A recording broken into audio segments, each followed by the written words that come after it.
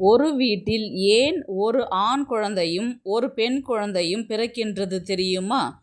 அது பெற்றோர் செய்த பூர்வ ஜென்ம புண்ணியம். சாஸ்திரப்படி ஆண் குழந்தை தந்தையின் வடிவமாகவும் பெண் குழந்தை தாயின் வடிவமாகவும் பார்க்கப்படுகின்றது.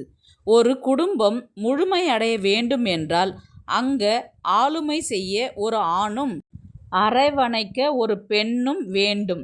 முதுமையில் பெற்றோருக்கு தோள் கொடுக்க ஒரு மகனும் கடைசி காலத்தில் தாகத்திற்கு தண்ணீர் கொடுக்க ஒரு மகளும் அமைவது எப்பேற்பட்ட வரம்!